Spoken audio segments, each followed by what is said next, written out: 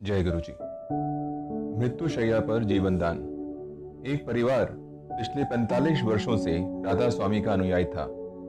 उनमें से एक अशोक ग्रोवर गुरु जी के भक्त थे।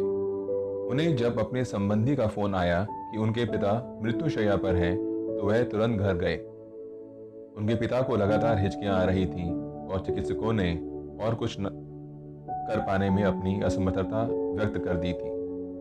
उनके पिता को लगातार हिचकियां आ रही थीं और चिकित्सकों ने और कुछ कर पाने में अपनी असमर्थता व्यक्त कर दी थी।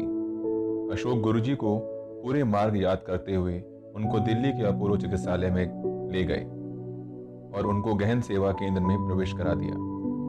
उनके पिता का रक्त मधु 700 पहुंच गया था। आंतों ने कार्य करना बंद कर दिया था और हिचकियां उनकी भांति धीमी हो रही थीं। चिकित्सकों ने आशा छोड़कर उन्हें घर ले जाने का परामर्श दिया। उसी समय अशोक को आभास हुआ कि अब उनके पिता स्वस्थ हैं और चिंता करने की कोई आवश्यकता नहीं है।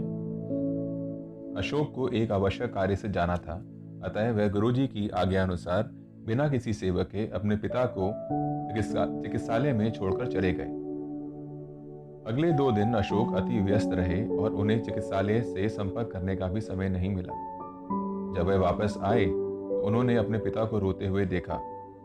उनके मन में विचार आया कि उनके पिता उन्हें अकेला छोड़ने के कारण दुखी थे, पर उन्हें अचंभा तब हुआ जब उनके पिता ने पूछा कि क्या वह गुरुजी के पास गए थे।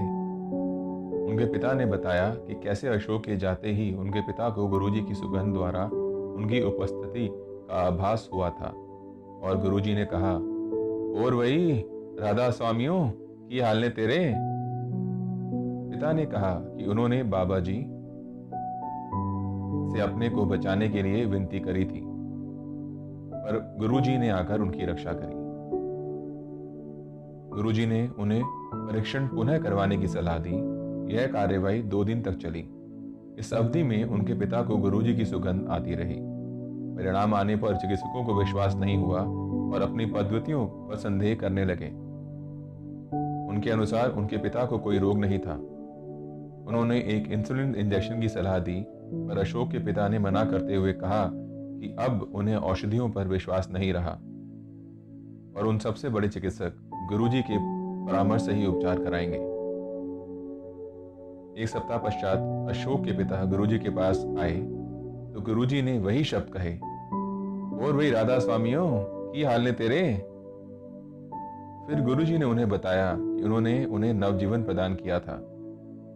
यह देखकर कि गुरुजी ने कैसे परिवार प्रमुख की रक्षा करी थी, परिवार के सब सदस्यों ने गुरुजी के पास आना आरंभ कर दिया और यह अनुभव किया कि वह स्वयं ईश्वर के संरक्षण में है। भक्त के उद्योग की रक्षा। गुरुजी ने एक बार अशोक को आदेश दिया कि वह अपना कारखाना बंद कर यंत्र, औजार आदि सब कुछ बेच दे। अशोक को पता था कि गुरुजी के इस आदेश का पालन करना होगा। अगले 15 दिन अशोक इसमें ही व्यस्त रहे। मशीनें खरीदे हुए दामों पर बिकी और शेष सब सामान भी हानि रहित दामों पर बिके। किसी को समझ में नहीं आया कि गुरुजी ने अपने भक्त को अपना व्यापार बंद करने का आदेश क्यों दिया। 3 सप्ताह के बाद वह व्यापार पुरातन घोषित कर दिया गया और कई लोगों को भारी घाटा उठाना पड़ा, पर अशोक बच गए थे। उन्हें स्वयं परमात्मा ने बचाया था। गुरुजी के आदेश का पालन करने में सदा लाभ ही रहेगा, क्योंकि वह कभी अपने अनुयायियों के भले के अतिरिक्त कुछ नहीं करेंगे। 10 वर्षीय की इच्छा पूर्ति। एक दिन अशोक की 10 वर्षीय पुत्री गुरुजी के दर्शन करना चाह रही थी। अशोक स्वयं बड़े मंदिर के आयोजन में व्यस्त थे। उन्होंने एक भक्त से अपनी बेटी को बड़े मंदिर लाने का निवेदन किया। वह बड़ा मंदिर आई, पर एम्पायर स्टेट जाने का हट करती रही। उसे वहां ले जाने वाला कोई नहीं मिला। पूरी रात्रि वह रो रोकर गुरुजी से उनके दर्शन के लिए प्रार्थना करती रही। अगले दिन प्रातःकाल सब चकित रह गए जब गुरुजी स्वयं बड़े मंदिर पहुंच गए।